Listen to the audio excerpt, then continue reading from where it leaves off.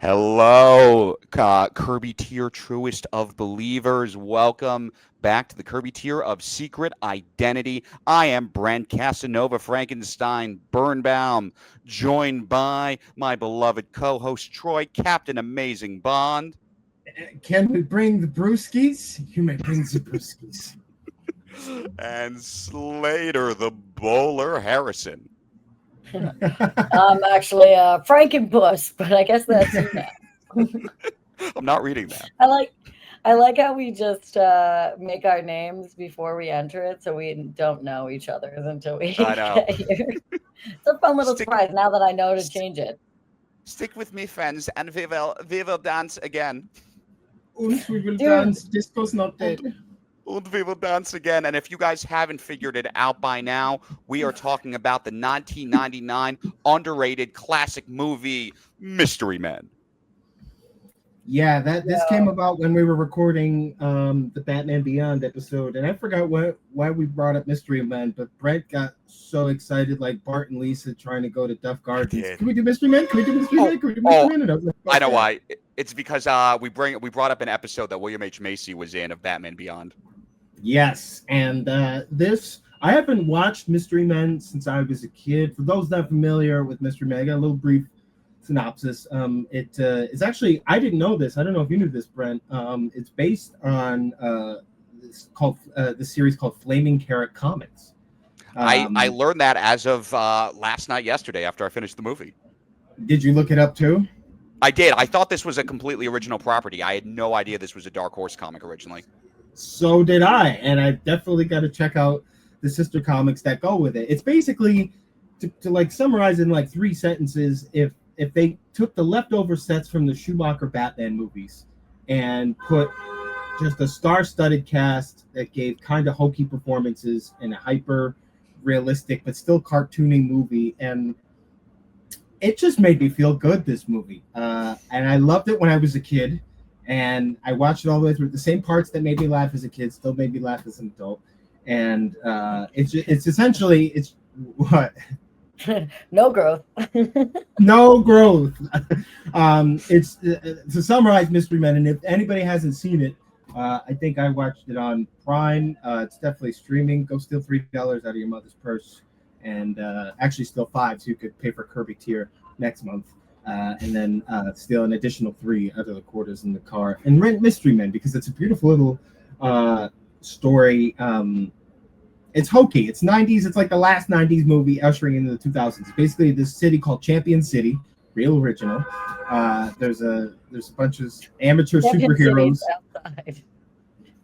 Yeah, you don't want to take it over to Loserville City.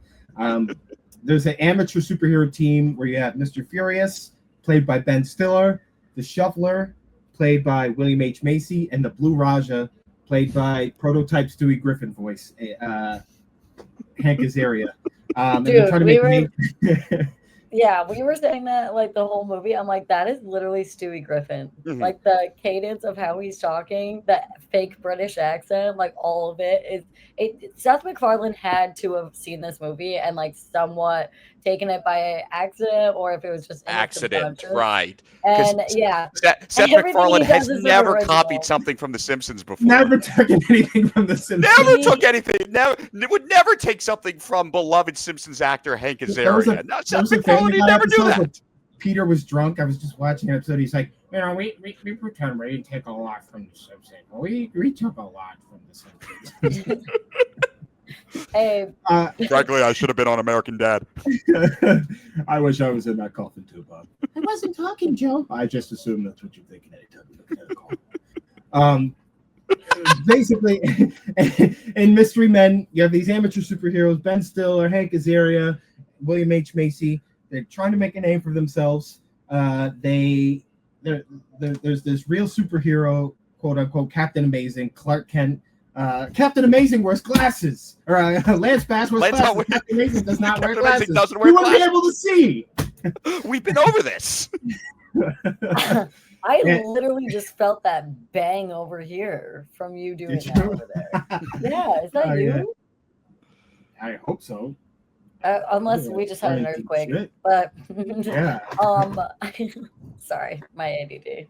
even No, when we're not in the same room. there's not much to the plot of this movie other than there's these superheroes who want to be superheroes, and they have to. Captain Amazing has run out of supervillains to fight, and so his publicist sort of winks at him and is like, "All your all your villains are locked up." Captain Amazing lets Casanova Frankenstein out. He blows up the insane asylum.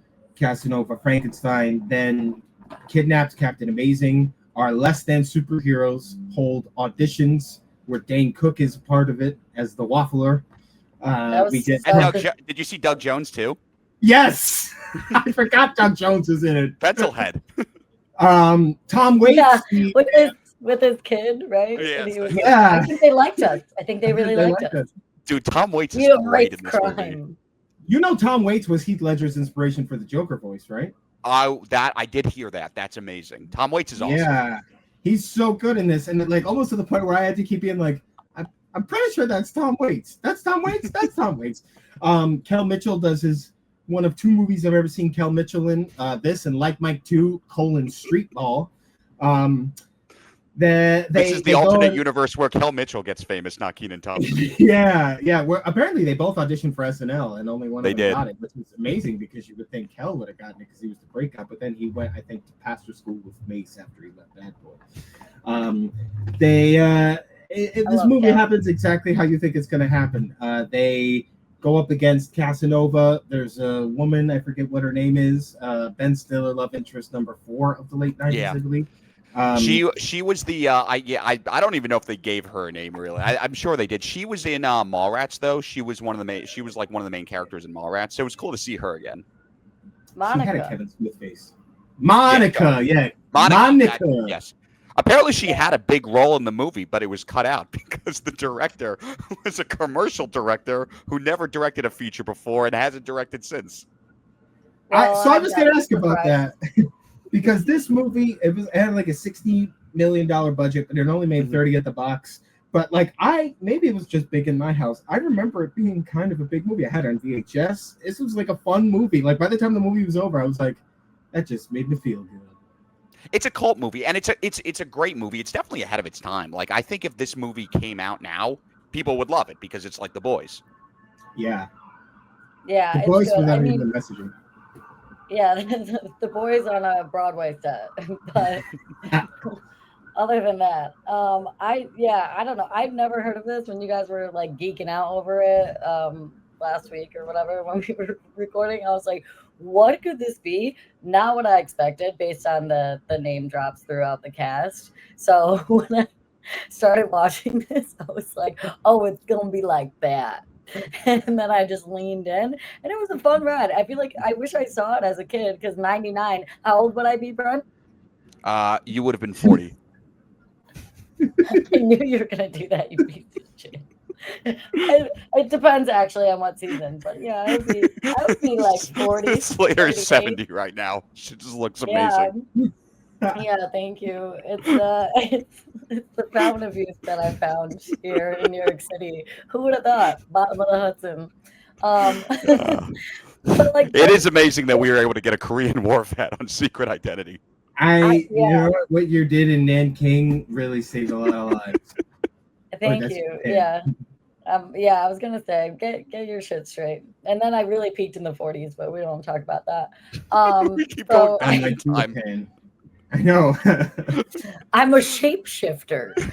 Oh my gosh! But I love all their little their superpowers that aren't superpowers, like freaking whatever with the forks, and then he's making the worst punches with them. The blue Raja, yes. I mean, you could just put a little blue in there. You got green, you got whatever this is. There's no blue. It makes perfect sense if you know your history. Yeah. Then I'm not a knife man. I am the master of silverware. Yeah, that's what I was just gonna say. I was like, you can't just throw a knife in there. Like, I was dying. It was so stupid. The standout for me was Paul Rubens. He made me. Paul Rubens is he was amazing in that. Yeah. His first film, I think, as Paul Rubens. I was gonna say because like that and Blow are the only two I could think that he was really in.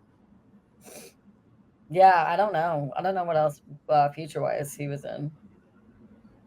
It was that must have been like after his first arrest. That's what it was exactly. So he was kind of trying to distance himself from the Pee Wee Herman thing, and so then this was like kind of his first welcoming back. By being a fart master. That really separated. Now he's a completely different kind of actor. That was Well, you know what I found? I found out when I was looking this up. Danny DeVito was in talks to direct this movie. He was supposed to play the shoveler too. Yeah, which that would have been hilarious. That would have, but like he kind of takes on a leader role towards the end, so I couldn't see it working for him character-wise. But and then you know what I mean? what's his, yeah, no, I was just trying to think of like Frank from Always Sunny. Like, so anyway, I just started thinking. All right, listen. Casanova's up there and he's got a bunch of whores. He's got a lot of whores. There's like 50, 60, 70 whores. And you're going to take the gun and you're going to shrink the whore's clothes. Yeah. I mean, Captain Amazing kind of gives Dennis Reynolds vibes. Idiots! Yeah, You're all morons! Because of the implication. Dude. Oh my god! And was it made for kids or like? No, I think it was made for like it was PG-13, so I think it was made for like an older audience. Early 20s burnouts. Exactly. Well, what's interesting is like even though it bombed at the box office, what kept it alive and what like kind of kept its legacy going was Smash Mouth. Yeah. Oh yeah. Yeah. Because they use All Star. Exactly, and the music video for All Star is Mystery Men.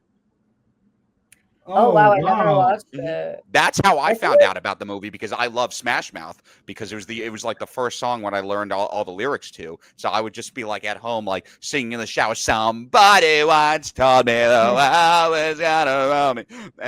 Dude, and so waiting a year, Shrek could have been the video. I know. I was just gonna say anything that has All Star in it, like Shrek in it, would be. You brought it up now. Did I tell you get cut about the media? Man, back to differ. We know what Brent's karaoke song is. Little Red Corvette by Prince. Springtime for Hitler. The March. Oh, that's good. You and Slater have the same song. I know, it's crazy. Yeah, we do. I know. We just see each other across the karaoke bar and just go in separate rooms. Singing the same song. Together. Oh my god, this is going too far. Yeah, sorry, Troy. You were still summarizing the movie. No. Then they go up against Casanova Frankenstein, Janine Garofalo, who plays the bowler. Her dad was a disco henchman. All of his henchmen are disco Casanova Frankenstein. You have Eddie Izzard, who I feel bad for dead naming. I forgot to look up what Eddie. I forgot Eddie Izzard's. I'll look that up now. I think Eddie Izzard because I memorized that Death Star Starbucks bit when I was a kid so many times. I don't know if you remember that one, Brent. Susie. Susie. Okay, Susie. But Eddie is still her middle name. Her. Okay, so I wasn't dead naming. I was just middle naming. Like you're just middle naming. Okay. You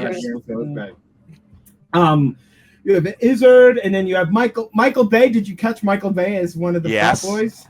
And CeeLo Green.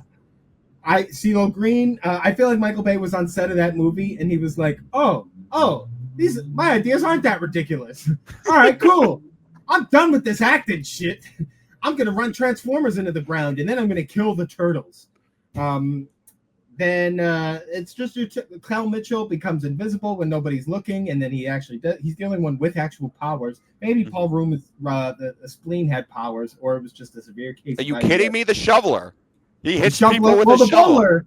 Yeah, he hits people with the shovel. The bowler had powers. But it's really Mr. Furious. Mr. Furious, and you had the Sphinx. Oh, the Sphinx, yeah. Who was that? Who played the Sphinx? Do you know? I forgot it. I forgot the actor's name. He's a Native American actor. He was in The Last of the Mohegans. Oh, that's why it looked so familiar. Yeah, he was like big in that 90s era.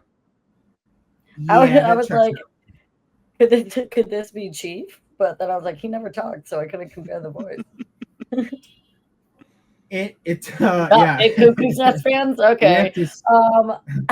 No, I knew that was from the Cuckoo's Nest. I was gonna just throw my garbage can into the window so I could ditch this banana stand.